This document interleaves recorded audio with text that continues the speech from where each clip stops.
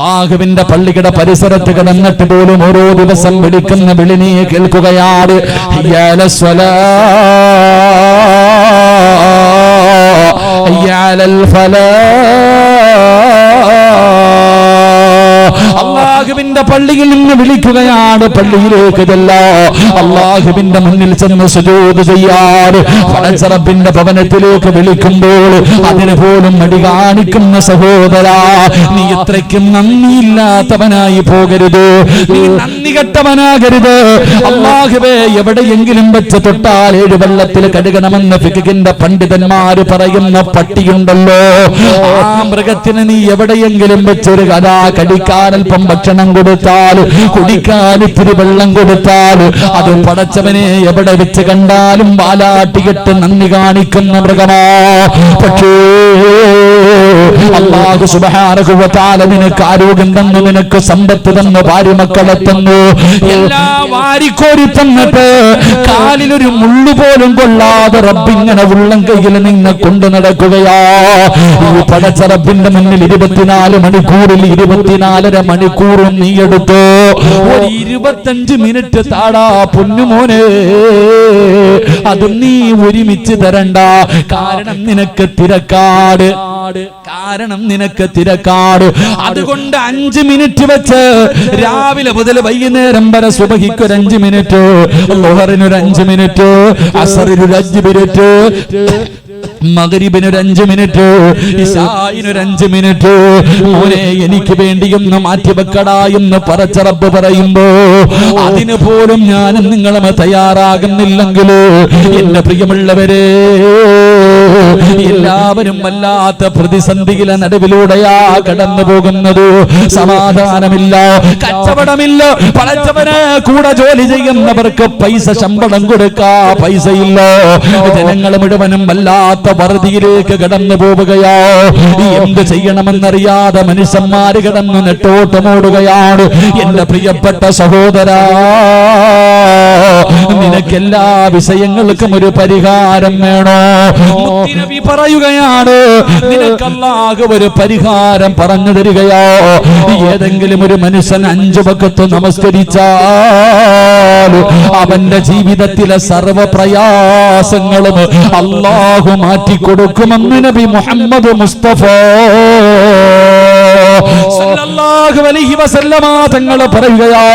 നിന്റെ ജീവിതത്തിലെ സർവ പ്രയാസങ്ങളും അല്ലാഹു മാറ്റിത്തരുമെന്ന് മുത്തുനബി എവിടെന്ന് പറയുമ്പോ അല്ലാഹുവിന് നന്ദിയുള്ള അടിമയായാൽ പടച്ച റബ്ബിന്റെ പള്ളിയിലേക്ക് കടന്നു നിന്ന് നമസ്കരിക്കുന്ന ഈ നാട്ടിൽ ഈ സദസ്സിൽ ഒരുമിച്ച് കൂടിയവരോട് ചോദിക്കട്ടെ, 5 വഖത്ത് പടച്ച റബ്ബിന്റെ പള്ളിയിൽ പോയി ജമാഅത്ത് നിസ്കരിക്കുന്ന, ജമാഅത്തായി നിസ്കരിക്കുന്ന ഏതെങ്കിലും ഒരു മനുഷ്യനുണ്ടെങ്കിൽ ആ മനുഷ്യനോട് നീ ചോദിക്കോ, മോഡിയുടെ ഭരണം നിന്നെ ബാധിച്ചോ?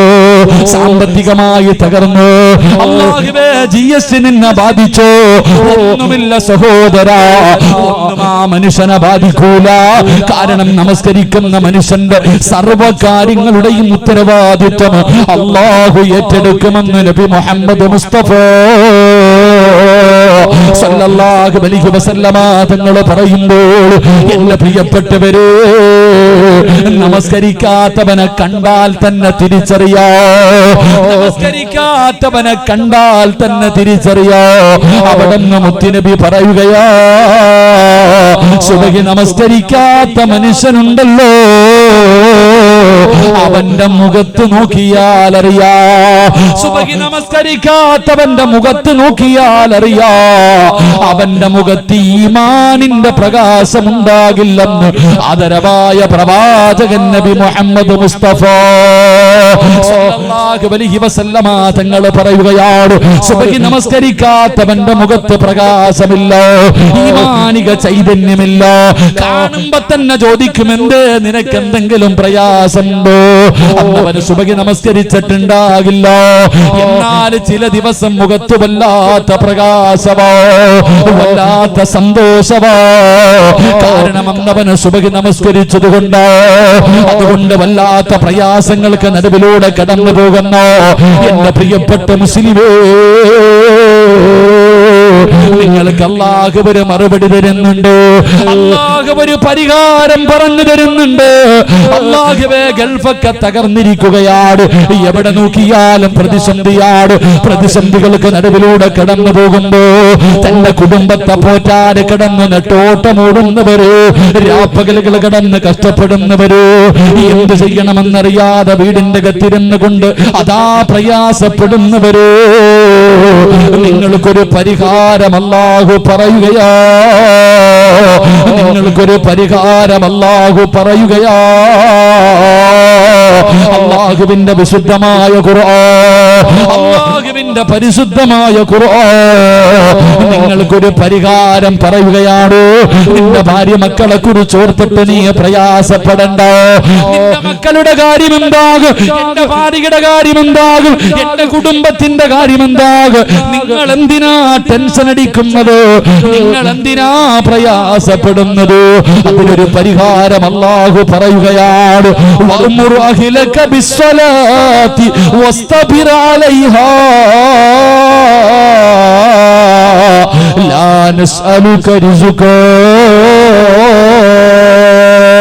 അല്ലാഹുവിന്റെ വിശുദ്ധമായ ഖുർആൻ, അള്ളാന്റെ പരിശുദ്ധമായ ഖുർആൻ പറയുകയാ, ഭാര്യ മക്കളെ കുറിച്ച് പ്രയാസപ്പെടുന്നവര്, എന്റെ കുടുംബം പട്ടിണിയായി പോകുമല്ലോ, എന്റെ ഭാര്യയും മക്കളും എന്താകുമെന്ന് ടെൻഷൻ അടിക്കുന്നവര്, നീ ടെൻഷൻ അടിക്കണ്ട.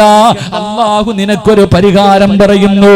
ഗൾഫിലെ ജോലി നഷ്ടപ്പെട്ടെന്ന് പറഞ്ഞിട്ടോ, നിന്റെ കടയിൽ കച്ചവടമില്ല എന്ന് പറഞ്ഞിട്ടോ, മോനെ നീയും നിന്റെ കുടുംബവും പട്ടിണിയാകൂല. അതിനല്ലാഹു പറയുകയാണ്, വഅ്മുർ അഹ്ലക ബിസ്സലാത്തി വസ്തബിർ അലൈഹാ ലാ നസ്അലുക റിസ്ഖാ നഹ്നു നർസുഖുഹു. അല്ലാഹുവിന്റെ വിശുദ്ധമായ ഖുർആൻ പറയുകയാണ്, നീയും നിന്റെ ഭാര്യയും നിന്റെ മക്കളും അല്ലാഹുവിന്റെ പള്ളിയുടെ മിനാരത്തിൽ നിന്ന് വിളി കേൾക്കുമ്പോ ആ വിളിക്ക് 5 നേരം ഉത്തരം നൽകിയാൽ മരിക്കുന്ന കാലം വരെ നിനക്കും നിന്റെ കുടുംബത്തിനും കഴിക്കാനുള്ള ഭക്ഷണം അല്ലാഹു തരുമെന്ന് അല്ലാഹുവിന്റെ വിശുദ്ധ ഖുർആൻ, അല്ലാഹുവിന്റെ പരിശുദ്ധമായ ഖുർആൻ പറയുക. നീയും നിന്റെ ഭാര്യയും മക്കളും 5 നേരം നിസ്കരിച്ച മരിക്കുന്ന കാലം വരെ തിന്നാൻ ഞാൻ ഭക്ഷണം തരാമെന്ന് അല്ലാഹുവിന്റെ പരിശുദ്ധമായ ഖുർആൻ. അല്ലാഹു ഈമാൻ നൽകുമാറാകട്ടെ. ഉറക്കപ്പറ, അല്ലാഹു ഈമാൻ നൽകുമാറാകട്ടെ. നീ എന്തിനാ GST ആയാലും അവിടെ ആയാലും ഇവിടെ ആയാലും ആര് ഭരിച്ചാലും നമുക്കിവിടെ ഉണ്ട്. 5 നേരം നീയും നിന്റെ കുടുംബവും നിസ്കരിക്കുന്നുണ്ടെങ്കിൽ മരിക്കുന്ന കാലം വരെ പട്ടിണിയില്ലാതെ നിനക്ക് റബ്ബ് ഭക്ഷണം തരും. അള്ളാഹു ഏറ്റെടുത്തിട്ടുണ്ട്. അല്ല രാഷ്ട്രീയക്കാരനല്ല പറഞ്ഞ വാക്കു മാറ്റാൻ. അള്ളാഹു പറഞ്ഞ പാലിക്കുന്നവനാ, നീതിമാനാ. അള്ളാഹു നമുക്ക് ഈമാൻ നൽകി അനുഗ്രഹിക്കുമാറാകട്ടെ. അതുകൊണ്ട് എൻ്റെ പ്രിയമുള്ള സഹോദരങ്ങളെ, നിസ്കാരത്തിന്റെ കാര്യത്തിൽ കുറച്ചുകൂടെ മക്കളെയൊക്കെ പള്ളിയിൽ പോകുമ്പോൾ കൊണ്ടുപോകണം. ഈ ചെറിയ മക്കളെയൊക്കെ ഇപ്പൊ ആരങ്ങനൊന്നുമില്ല. പണ്ടൊക്കെ പള്ളിയിൽ പോകുമ്പോൾ ചെറിയ കുട്ടികളെയൊക്കെ കൊണ്ടുപോകും. ചെറിയ കുട്ടികളെയൊക്കെ പള്ളിയിൽ നമസ്കരിക്കാൻ നേരത്ത് കൊണ്ടുപോകും. ഇപ്പൊ ഇല്ല, പള്ളിയിൽ പോയി മൂത്രം ഒഴിക്കുമെന്ന് പറഞ്ഞിട്ട് ഒന്നിനെയും കയറ്റാറില്ല. അതുകൊണ്ടാ വളർന്നു വരുമ്പോൾ നമ്മുടെ മക്കൾ തലതിരിഞ്ഞു പോകണം. അങ്ങനല്ല, കുട്ടികളെ കൊണ്ടുപോകണം പള്ളിയിൽ പോകുമ്പോൾ. ചെറിയ മക്കളെയല്ല എങ്കിലും എൻ്റെ പ്രിയപ്പെട്ടവരെ, പണ്ടൊക്കെ കൊണ്ടുപോയിട്ടൊരു സൈഡിൽ കൊണ്ടിരുത്തിയിട്ട് വാപ്പ അവിടെ ഇരിക്കണം, മക്കളെ അവിടെ ഇരിക്കണം, നിസ്കരിക്കുന്നത് കണ്ടു വളർന്ന മക്കൾ. ഇന്നതൊന്നുമില്ല. ഇന്ന് കുട്ടികളെ പള്ളിയിൽ കൊണ്ടുപോകത്തില്ല, മൂത്രമൊഴിക്കൂ എന്ന് പറഞ്ഞിട്ട് നമ്മുടെ മക്കളെ പോലും. അങ്ങനല്ല സഹോദരങ്ങളെ, അവരെ പള്ളിയിലേക്ക് കൊണ്ടുപോയി വളർത്തണം. നമ്മൾ പള്ളിയിലേക്ക് പോയി കാണിച്ചു കൊടുക്കണം. ഇതൊക്കെ കണ്ടാണ് നമ്മുടെ മക്കൾ വളരുന്നത്. അതുകൊണ്ട് സഹോദരങ്ങളോട്, എൻ്റെ ഉപ്പമാരോട് എനിക്ക് പറയാനുള്ളത്, വാപ്പാ നീ പള്ളിയിലേക്ക് വണ്ടിയിൽ പൊക്കോ, സുഖമില്ലാത്തവരാ നിങ്ങൾ പൊക്കോ, പക്ഷെ ഒരല്പം പള്ളിയുടെ മുന്നിലെത്തുമ്പോ മോനെ എന്നെ വണ്ടിയിൽ നിന്ന് ഇറക്കടാ, എനിക്കൊന്ന് നടക്കണം, അള്ളാഹുവിന്റെ പള്ളിക്കകത്ത് നടന്നുപോയ പ്രതിഫലം എനിക്ക് വേണം എന്ന് പറഞ്ഞിട്ട് അള്ളാഹു തന്ന കാലുകൊണ്ട് നീ നടന്നാൽ നാളെ സിറാത്തിൽ നീ രക്ഷപ്പെടുമെന്ന് ആദരവായ പ്രവാചകൻ നബി മുഹമ്മദ് മുസ്തഫ ഉറക്കെ നബി മുഹമ്മദ് മുസ്തഫ. അള്ളാഹു നമുക്ക് ഈമാൻ നൽകി അനുഗ്രഹിക്കുമാറാകട്ടെ. അപ്പൊ ഇൻഷാ അല്ലാഹ് നാളെ മുതൽ നടക്കല്ലേ, നാളെ മുതൽ നടക്കല്ലേ. എന്താ വെടി കൊണ്ടതുപോലെ ഇരിക്കണത്? നാളെ മുതൽ നടക്കല്ലേ. 5 വക്കത്ത് നടക്കണമെന്നൊന്നും ഞാൻ പറയണില്ല, ഒരെണ്ണമെങ്കിലും നടക്ക്. ഒരു വക്കത്തെങ്കിലും നീ പള്ളിയിലേക്ക് നടന്നു പോ. ഇല്ലെങ്കിൽ പള്ളി അടുക്കുമ്പോൾ പള്ളിയുടെ പുറത്തേക്ക് വണ്ടി നിർത്തിയിട്ട് ആ 2 കാല് വെച്ച് നടന്നു പള്ളിയിലേക്ക് പോ. നീ ചവിട്ടുന്ന മണ്ണ് നിന്നെ മറക്കൂല. നീ ചവിട്ടുന്ന മണ്ണ് നിന്നെ മറക്കൂല. നീ പള്ളിയിലേക്ക് നടന്നു പോകുമ്പോൾ അള്ളാഹുവിന്റെ മലക്കുകൾ ഈ ഭൂമിയിലെ സർവ്വചരാചരങ്ങളും നിനക്ക് വേണ്ടി ദുആ ചെയ്യുമെന്ന് നബി മുഹമ്മദ് മുസ്തഫ സല്ലല്ലാഹു അലൈഹി വസല്ലം. അള്ളാഹു നമുക്ക് ഈമാൻ നൽകി അനുഗ്രഹിക്കുമാറാകട്ടെ. അള്ളാഹു നമുക്ക് ഈമാൻ നൽകി അനുഗ്രഹിക്കുമാറാകട്ടെ. അതുകൊണ്ട് എന്റെ പ്രിയമുള്ള സഹോദരങ്ങളെ, നമസ്കാരത്തിന് വേണ്ടി നടക്കുന്ന കാല്, ആ കാല് നാളെ സിറാത്തിൽ നിനക്ക് രക്ഷയാട്. ആ കാല് നാളെ സിറാത്ത് എന്ന പാലത്തിലേക്ക് നീ ഒരു ചുവട്ടടി എടുത്തു വെക്കുമ്പോൾ അല്ലാഹുവേ വർഷങ്ങളോളം സഞ്ചരിച്ച വഴിയങ്ങ് കഴിയുകയാണ്. അങ്ങനെ നിനക്ക് റബ്ബിന്റെ സ്വർഗത്തിലേക്ക് എത്താൻ കഴിയുമെന്ന് പറയുമ്പോൾ രണ്ടാമത്തെ കാൽച്ചുവടേതെന്നറിയുമോ? രണ്ടാമത് നടക്കുന്നത് എവിടേക്ക് നടക്കുമ്പോഴാ? അല്ലാഹുവേ പടച്ചവനെ ഇൽമു പറയുന്ന സദസ്സുകളുണ്ടല്ലോ, അല്ലാഹുവേ ഇൽമു പറയുന്ന സദസ്സുകളുണ്ടല്ലോ. പ്രഭാഷണങ്ങൾ നടക്കുമ്പോ സലാത്തിന്റെ മജ്ലിസിലേക്ക്, മജ്ലിസിൻ നൂറിന്റെ മജ്ലിസുകളിലേക്ക്, നല്ല കാര്യങ്ങൾ പറയുന്ന സദസ്സിലേക്ക് നിങ്ങൾ നടന്നു വന്നവരാ. എന്റെ പ്രിയമുള്ളവരെ, നിങ്ങളെല്ലാവരും നടന്നു വന്നവരാണ്. പടച്ചവനെ പത്തനാപുരത്ത് നിന്ന് വന്നവരുണ്ട്, ആലപ്പുഴയിൽ നിന്ന് വന്നവരുണ്ട്, പടച്ചവനെ കൊല്ലത്ത് നിന്ന് വന്നവരുണ്ട്. അതാ പരിസര പ്രദേശങ്ങളിൽ നിന്ന് ഒരുപാട് കിലോമീറ്ററുകൾ താണ്ടിയിട്ട് ഇവിടെ ഇൽമ കേൾക്കാരാ. ഈ സദസ്സിലെ ദുആ പ്രതീക്ഷിച്ച് വന്ന ഒരുപാട് ഉമ്മമാര്, ഉപ്പമാര്, ചെറുപ്പക്കാര്. എന്റെ പ്രിയപ്പെട്ട മുസ്ലിമേ, ഈ വന്നതൊന്നും വെറുതെയല്ല, ഈ വന്നതൊന്നും വെറുതെയല്ല. അല്ലാഹുവിന്റെ പരിശുദ്ധമായ ഇൽമു പറയുന്ന സദസ്സിലേക്ക്, അല്ലാഹുവിനെ കുറിച്ച്, മുത്തുനബിയെ കുറിച്ച്, മരണത്തിനെ കുറിച്ച് പറയുന്ന ഈ സദസ്സിലേക്ക് നിങ്ങൾ നടന്നു വന്ന ചുവട്ടടിയുണ്ടല്ലോ, അത് നാളെ സിറാത്തിൽ നിനക്ക് രക്ഷയാ. ഒരുപാട് ദൂരെ നിന്ന് ഉമ്മപെങ്ങന്മാര് പടച്ചവനെ വഅദിന്റെ സദസ്സിലേക്ക് നടന്നു വരുന്നുണ്ട്. ഇതൊന്നും വെറുതെയല്ല. അല്ലാഹുവേ, ഈ ചുവട്ടടിക്ക് വല്ലാത്ത പ്രതിഫലമാണ്. അല്ലാഹു നിനക്ക് ഒരുപാട് നന്മ തരുന്നുണ്ട്. അല്ലാഹുവേ, നീ നടന്നു വരുമ്പോൾ പടച്ച റബ്ബിന്റെ തൃപ്തി മാത്രം കരുതിയിട്ടാണ് വഅദിന്റെ സദസ്സിലേക്ക്, ഇൽമിന്റെ സദസ്സിലേക്ക് നിങ്ങൾ കടന്നു വന്നതെങ്കിലോ ഇന്ന് വഅദിന് വരുമ്പോ പല ചിന്തയോടുകൂടി കടന്നു വരുന്നവരുണ്ട്. എല്ലാവരും ഒന്നുപോലെയല്ല, ഇൽമ കേൾക്കണമെന്നുള്ള ചിന്തയോടെയല്ല വരുന്നത്. വീടിന്റെ അകത്തിരുന്നാൽ വല്ലാത്ത പ്രയാസമാണ്. അല്ലാഹുവേ, വഅദിന്റെ സദസ്സിൽ വന്നിരുന്നിട്ട് പടച്ചവരേ, മുത്തുനബി പറഞ്ഞു, സഹാബാ, ഈ ദുനിയാവിൽ രണ്ട് സ്വർഗമുണ്ട് സഹാബാ, ഈ ദുനിയാവിൽ രണ്ട് സ്വർഗമുണ്ട് സഹാബാ. അല്ലാഹുവിന്റെ പ്രവാചകൻ അവിടെ നിന്ന് പഠിപ്പിക്കുമ്പോ ഈ ദുനിയാവിലെ രണ്ട് സ്വർഗത്തിലൊരു സ്വർഗമേതാ? അത് ഇൽമു പറയുന്ന സദസ്സാ, അത് ഇൽമു പറയുന്ന സദസ്സാ. ദുനിയാവിലെ സ്വർഗത്തിന്റെ അകത്ത് വന്നിരുന്നിട്ട് ഈ വഅദ് പറയുന്ന സമയത്ത് പോലെ പടച്ചവനെ ഈ മറക്കപ്പുറത്തിരുന്നിട്ട് വാട്സപ്പിൽ കുത്തുന്ന എത്രയോ പെങ്ങന്മാരുണ്ട്, എത്രയോ ചെറുപ്പക്കാരുണ്ട്. ഉസ്താദന്മാര് വഅദ് പറയുമ്പോഴും അവന് ഫേസ്ബുക്കിലാണ്, അവന് യൂട്യൂബിലാണ്, അല്ലാഹുവേ അവന് വാട്സപ്പിലൂടെ അതാ മെസ്സേജുകൾ ഷെയർ ചെയ്തുകൊണ്ടിരിക്കുകയാണ്. പലരുടെയും ചിന്ത മറ്റുമലാണ്. പടച്ചവനെ, നാട്ടിലെ പെണ്ണുങ്ങളെ വഅദ് കേൾക്കാൻ വരുമല്ലോ, എല്ലാത്തിനെയും ഒന്ന് കാണാൻ കിട്ടുന്ന അവസരമാണല്ലോ എന്ന ചിന്തയോടുകൂടി വരുന്നവരുണ്ട്. കാമുകനെ നിർത്തിയിട്ട് കാണാൻ വരുന്ന പെൺമക്കളുണ്ട്. എന്റെ പ്രിയമുള്ളവരേ, അങ്ങനെ വന്നാ നിനക്ക് രക്ഷയില്ല. അത് ഈ സദസ്സിനെ കളിയാക്കലാണ്, അത് ഈ സദസ്സിനോട് നിങ്ങൾ കാണിക്കുന്ന ദുൽമാണ്. അതുകൊണ്ട് എന്റെ പ്രിയമുള്ളവരോട് പറയുകയാണ്, ഇൽമിന്റെ മജ്ലിസുകളുണ്ടല്ലോ, അല്ലാഹുവിന്റെ ഖുർആൻ ഓതുന്ന, അല്ലാഹുവിന്റെ ഖുർആനിന്റെ അർത്ഥങ്ങളെ പറഞ്ഞു കൊടുക്കുന്ന, മുത്തുനബിയുടെ ചരിത്രങ്ങളെ പറഞ്ഞു കൊടുക്കുന്ന, മഹാന്മാരുടെ ചരിത്രങ്ങളെ പറഞ്ഞു കൊടുക്കുന്ന, ജീവിതത്തിൽ പ്രയോജനമുണ്ടാക്കുന്ന വഅദുകൾ പറയുന്ന സദസ്സുണ്ടല്ലോ, ആ സദസ്സിലേക്ക് നടന്ന മുസ്ലിമേ,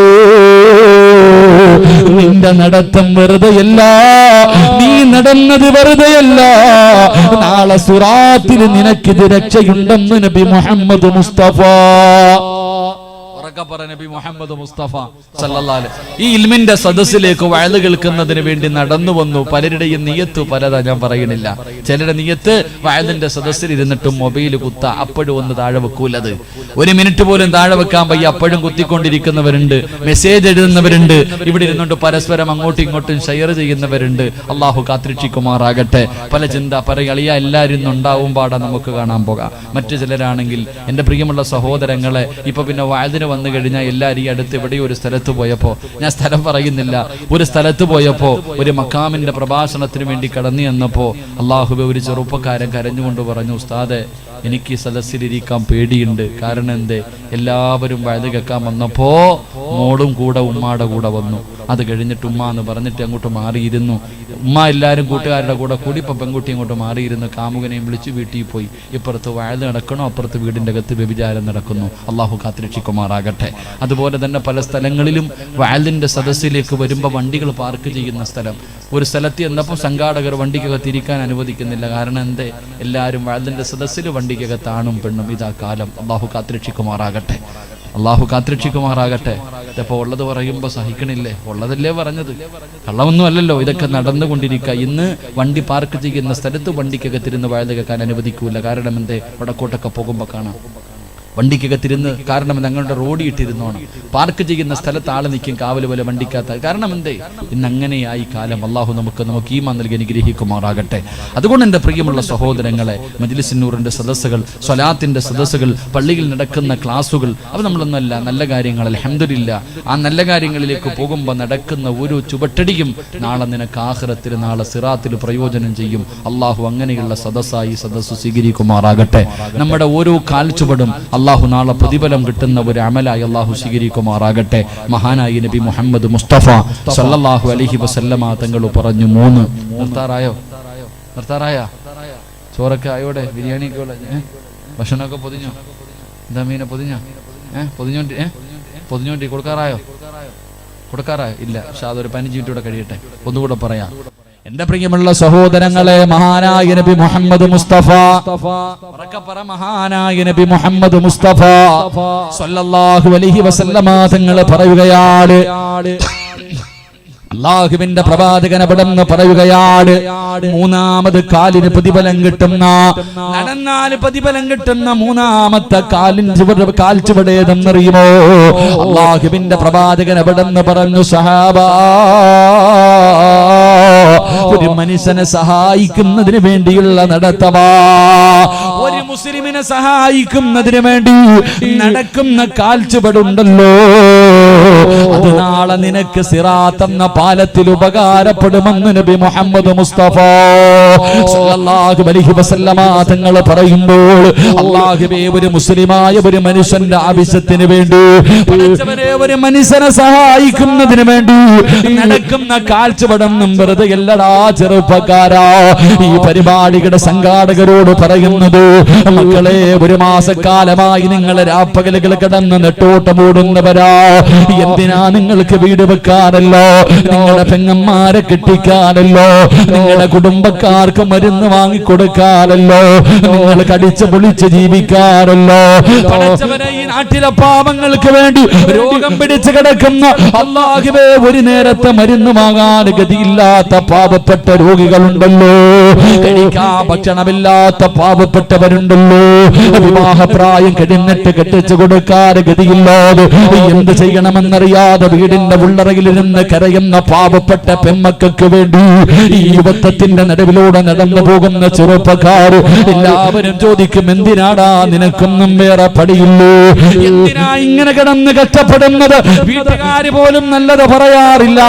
എല്ലാവരും മാനസികമായിട്ട് ഈ കുട്ടികളെ തകർക്കുമ്പോ പതറല്ലേടാ ചെറുപ്പക്കാരാ, ഒരിക്കലും നിന്റെ ഈ വീര്യം നീ കളയരുത്.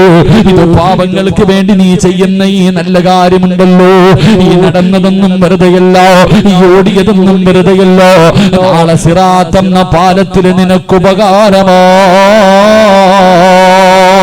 എന്റെ പ്രിയമുള്ളവരെ, മറ്റൊരുത്തനെ സഹായിക്കുന്നതിന് വേണ്ടി കഴിഞ്ഞ വലിയ പെരുന്നാൾ കടന്നു വന്നപ്പോ അല്ലാഹുവേ ജലപ്രളയമുണ്ടായിട്ടു, അതാ വെള്ളപ്പൊക്കമുണ്ടായിട്ടു, പടച്ചവനെ തിരുവല്ലയും ചെങ്ങന്നൂരും കരുനാഗപ്പള്ളിയുമല്ല ആലപ്പുഴയുമല്ല വെള്ളത്തിന്റെ അടിയിലേക്ക് മുങ്ങിയിട്ട് പടച്ചവരൂ ഒരുപാട് മനുഷ്യ ജീവിതങ്ങൾ നഷ്ടപ്പെട്ടു പോയപ്പോ സമ്പാദിച്ചത് മുഴുവനും വെള്ളത്തിൽ ഒലിച്ചു പോയ രംഗത്തിൽ എന്ത് ചെയ്യണമെന്നറിയാതെ ക്യാമ്പുകളുടെ ഉള്ളറയിൽ കിടന്ന് പൊട്ടിക്കരയുന്ന ജനങ്ങൾക്ക് താങ്ങമ തണലുമായി പടച്ചവനെ അങ്ങ് കാസർഗോഡ് മുതൽ പടച്ചവനെ സഹായവുമായി അല്ലാഹുവേ എത്രയോ സംഘടനകളോ എത്രയോ പള്ളികളോ അല്ലാഹുവേ മനുഷ്യ സ്നേഹികളതാ ഒരുപാട് സഹായങ്ങളുമായിട്ട് കഴിഞ്ഞ വർഷം നമ്മളെ തേടി വന്നപ്പോ രണ്ടാമത്തെ കൊല്ലമെത്തിയപ്പോ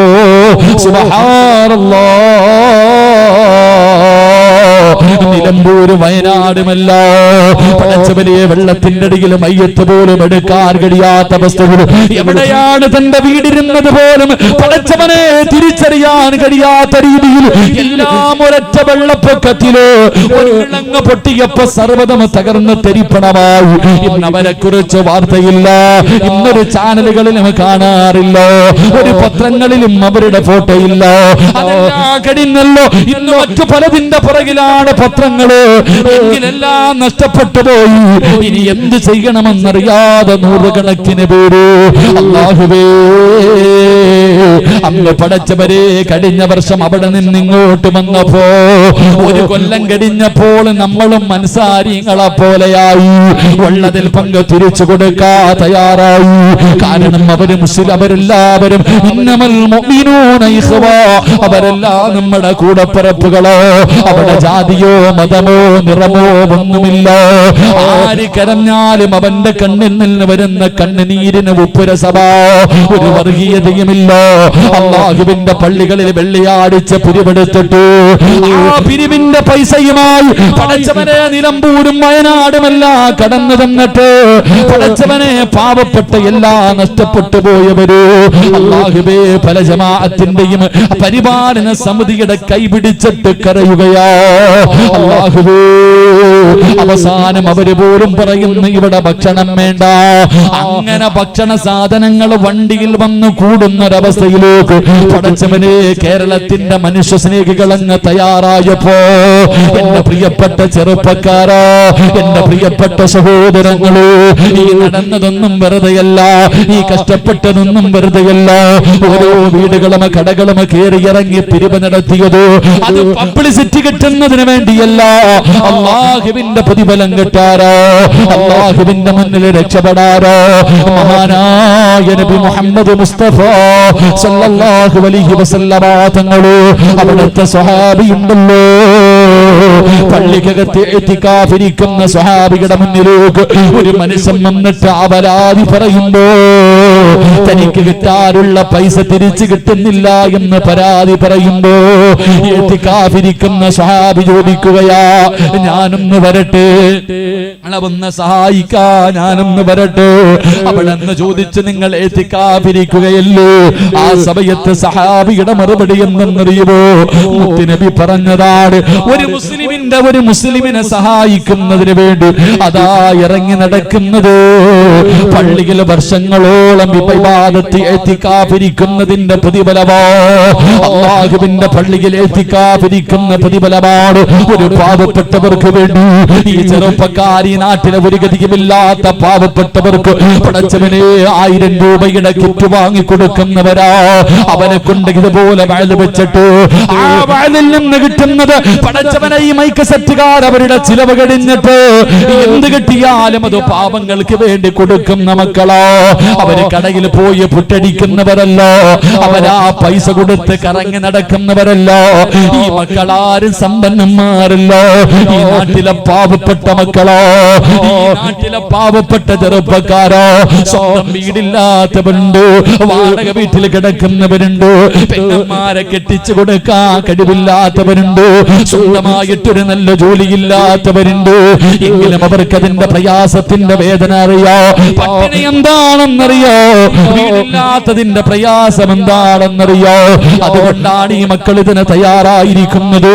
അതുകൊണ്ട് എന്റെ പ്രിയമുള്ള സഹോദരാ, പാപങ്ങൾക്ക് വേണ്ടിയല്ലോ, നല്ല കാര്യങ്ങൾക്ക് വേണ്ടിയല്ലോ എന്തേ കൊടുക്കാൻ മടി കാണിക്കുന്നത്?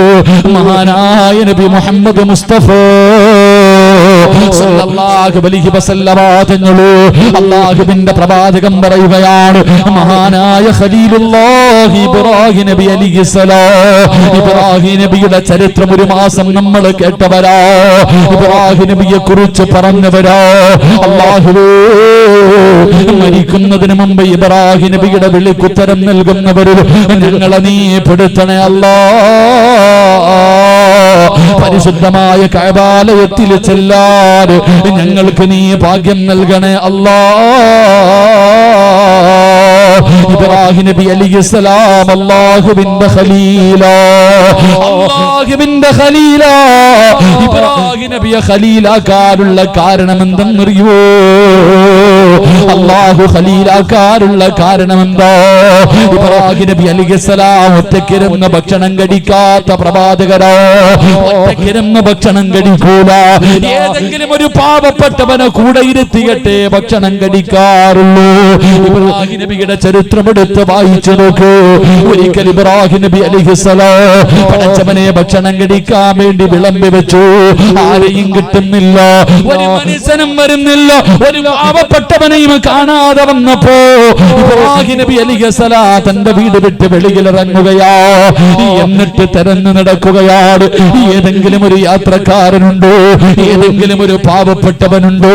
ഇബ്രാഹിം നബി അലൈഹിസ്സലാം ഒരുപാട് സമയം തെരഞ്ഞു നടന്നു, ഒരു മനുഷ്യരെയും കിട്ടാതെ വന്നപ്പോ സുബ്ഹാനല്ലാഹ്,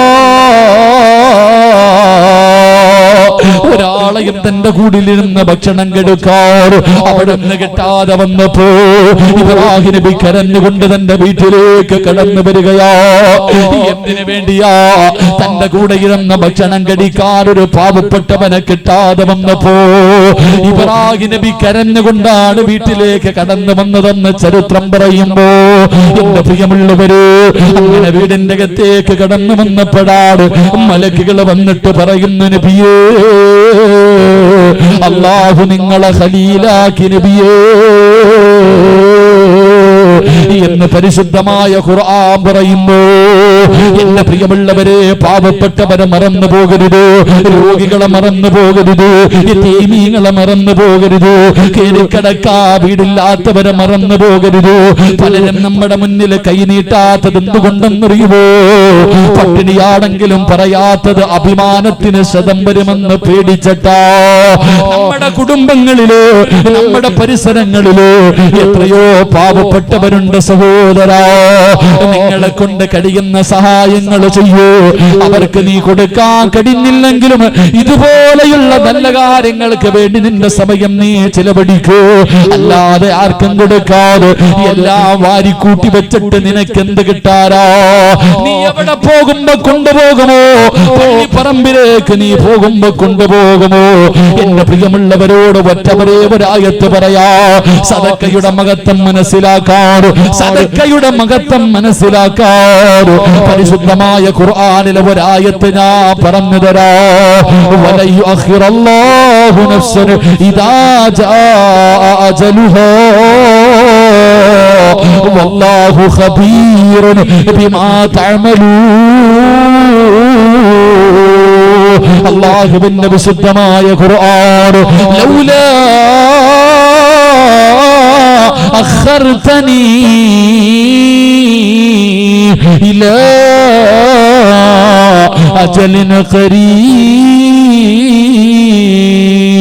അല്ലാഹുവിന്റെ ഖുർആനാ പറയുന്നത്, അല്ലാഹുവേ, ഏത് നല്ല കാര്യത്തിന് ചോദിച്ചാലും കൊടുക്കാതെ, ഏത് നല്ല കാര്യത്തിന് ചോദിച്ചാൽ ഒന്നിനും കൊടുക്കാതെ വാരിക്കൂട്ടി വെക്കുന്നവരുണ്ടല്ലോ. അവര് സദക്ക കൊടുക്കൂല, അവര് സക്കാത്ത് കൊടുക്കൂല, ഒന്നും കൊടുക്കാതെ പണവും കെട്ടിപ്പിടിച്ച് നടക്കുന്ന മുസ്ലിമേ, അല്ലാഹുവിന്റെ വിശുദ്ധമായ ഖുർആൻ പറയുകയാണ്, ലൗലാ അഖർതനി ഇലാ അജലിൻ ഖരീബ്. നിന്നെ കൊണ്ടുപോകാൻ മലക്കുൽ മൗത്ത് കടന്നു വരുമ്പോ നിന്റെ മരണസമയം അടുത്ത് വന്നു. അസ്രായിലെ കണ്ണിന്റെ മുന്നിൽ വന്നു. ആ സമയത്ത് വിളിക്കുന്നു, അല്ലാഹുവേ എന്റെ ആയുസ്സൊന്ന് നീട്ടിത്താ അല്ലാ, എന്റെ റൂഹ് പിടിക്കല്ലേ അല്ലാ, എന്റെ റൂഹ് പിടിക്കുന്നതൊന്ന് പിന്തിപ്പിക്കണേ അല്ലാ. എന്തിനാണെന്നറിയുവോ? നിസ്കരിക്കാനല്ല, നോമ്പ് പിടിക്കാനല്ല, യാത്ര പറയാനല്ല, പൊരുത്തം ചോദിക്കാനല്ല. എന്തിനാണെന്നറിയുമോ? എന്റെ കൂടെ കിടക്കുന്ന എന്റെ ഭാര്യയുണ്ടല്ലോ, എന്റെ ചാരത്ത് കിടക്കുന്ന എന്റെ ഭാര്യയുണ്ടല്ലോ, അടുത്ത റൂമിൽ കിടക്കുന്ന എന്റെ മക്കളുണ്ടല്ലോ, അവരോടൊരു കാര്യം പറയാനാ. എന്ത് പറയാനാണെന്നറിയുമോ? എന്ത് പറയാനാണെന്നറിയുമോ? മക്കളെ, വാപ്പ ഒരുപാട് സമ്പാദിച്ചു വെച്ചിട്ടുണ്ട്. പിന്നെ ഭർത്താവ് ഇന്ന് വരെ ആർക്കും കൊടുക്കാതെ ഒരുപാട് ഞാൻ സമ്പാദിച്ചു വെച്ചിട്ടുണ്ട്. ഈ വെച്ചതിലൊരൽപ്പമെങ്കിലും നീ പാപങ്ങൾക്ക് കൊടുക്കണേ, യതീമീങ്ങൾക്ക് കൊടുക്കണേ, രോഗികൾക്ക് കൊടുക്കണേ, പാപങ്ങളെ സഹായിക്കണേ എന്ന് പറയാ. എനിക്കൊരു നിമിഷം തരണേ എന്ന് മരിക്കുന്ന സമയം ജനങ്ങൾ അല്ലാഹുവിനോട് യാചിക്കുമെന്ന് അല്ലാഹുവിന്റെ വിശുദ്ധ പരിശുദ്ധമായ ഖുർആൻ ഇവിടെന്ന് പറയുമ്പോ എത്ര കടന്ന് കരഞ്ഞാൽ, എത്ര കടന്ന് യാചിച്ചാൽ നിനക്കല്ല അവസരം തരൂല. അവിടെന്ന് ചോദിക്കുന്നു, അസ്രായിൽ ചോദിക്കുന്നു, പടച്ചവൻ നിനക്ക് ഒരുപാട് അവസരം തന്നല്ലോ. എത്രയോ പാപങ്ങൾ നിന്നെ തേടി വന്നു, എത്രയോ യതീമീകളെ നിന്നെ തേടി വന്നു, എത്രയോ രോഗികളെ നിന്നെ തേടി വന്നു. പല പല ബാലന്റെ സദസ്സുകളിലും നിന്നോട് ചോദിച്ചല്ലോ, നീ കൊടുക്കാത്തവരോ, നീ കൊടുക്കാത്തവരോ, നീ അതിന് തയ്യാറാകാത്തവരോ, അതുകൊണ്ട് നിനക്കത് പ്രയോജനമില്ല. അല്ലാഹുവേ നിനക്ക് അവസരമില്ല. അവിടെന്ന് പറയുകയോ,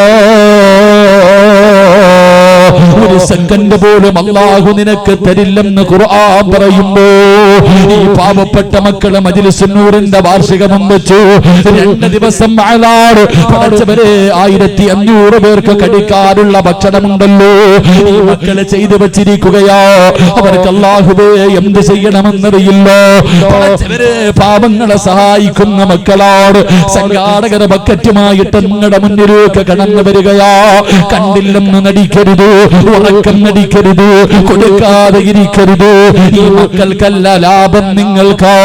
ഈ സദക്ക കൊടുക്കുന്നവര് നിങ്ങൾക്കാണ് നേട്ടമുള്ളത്. എന്താണ് നേട്ടമെന്നറിയുവോ?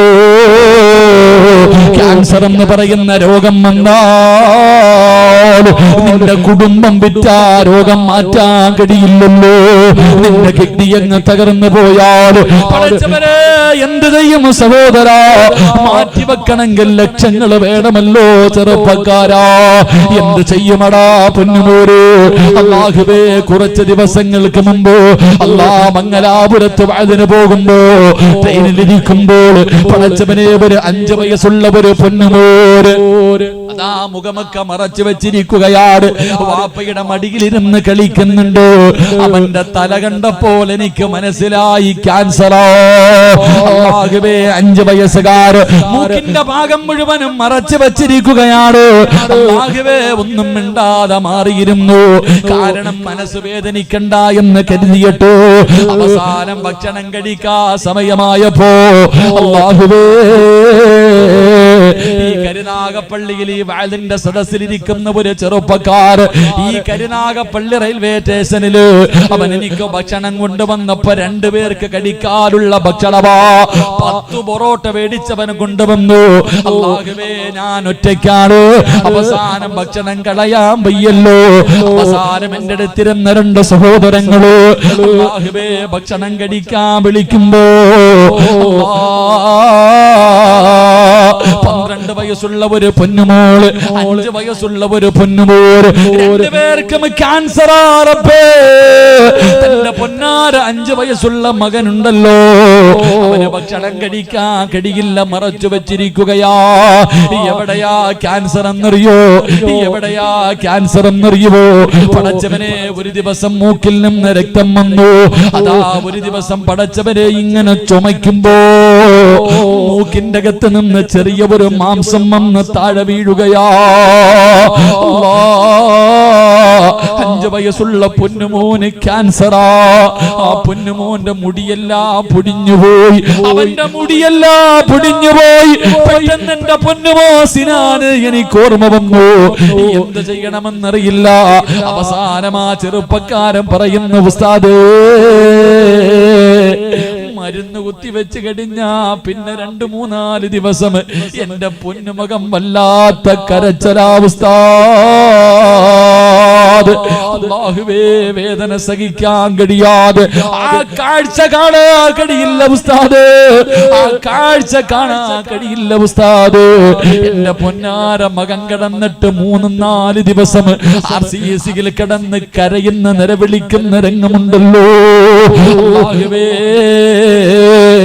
എന്ത് ചെയ്യും ചെറുപ്പക്കാരാ, എന്ത് ചെയ്യും സഹോദരാ? അതുകൊണ്ട് അല്ലാഹുവിന്റെ റസൂല് പറഞ്ഞു, അസ്സദഖത്തു റദ്ദുൽ ബലാ, അസ്സദഖത്തു റദ്ദുൽ ബലാ. ഈ ക്യാൻസറിനെ കരിച്ചു കളയാ, ഈ ക്യാൻസറിനെ കരിച്ചു കളയാ. അല്ലാഹുവിന്റെ റസൂൽ ഒരു മരുന്നിനെ പറഞ്ഞിരുന്നു, വിപത്തുകളെ തട്ടിമാറ്റാനുള്ള ഒരു വഴി പറഞ്ഞിരുന്നു. അസ്സദഖത്തു റദ്ദുൽ ബലാ പറഞ്ഞത് സിറാജല്ല. ജനിച്ച കാലം മുതൽ മരിക്കുന്ന കാലം വരെ ഒരു തമാശയ്ക്ക് പോലും കള്ളം പറയാത്ത ലോകത്തിന്റെ നേതാവ് അഷ്റഫുൽ ഖൽഖ് നബി മുഹമ്മദ് മുസ്തഫ മുത്തുനബിയാ പറഞ്ഞത്, സദക്ക വിപത്തുകളെ തട്ടിമാറ്റുമെന്നു, സദക്കകളെ വിപത്തുകളെ തട്ടിമാറ്റുമെന്നു. എന്റെ പ്രിയമുള്ള സഹോദരങ്ങൾ, അപ്പോ പാവങ്ങളെ സഹായിക്കാൻ അവന്റെ കാര്യം ഇവന്റെ കാര്യം അവൻ ഒറ്റക്കിടന്ന് അനുഭവിക്കട്ടെ എന്നല്ല. നിന്നെ കൊണ്ട് കഴിയുമെങ്കിൽ നീ സഹായം കൊടുക്ക്, അല്ലെങ്കിൽ സഹായം എത്തിച്ചു കൊടുക്കുന്ന ഏതെങ്കിലും വഴികൾ ആരെങ്കിലും കാണിച്ചു കൊടുക്ക്. അപ്പൊ അവന്റെ കാര്യങ്ങൾക്ക് വേണ്ടി നിങ്ങൾ നടക്കുന്ന ഓരോ ചുവട്ടടിയും നാളെ സിറാത്തിൽ നിങ്ങൾക്ക് പ്രയോജനം ചെയ്യുമെന്ന് നബി മുഹമ്മദ് മുസ്തഫ സല്ലല്ലാഹു അലൈഹി വസല്ലം.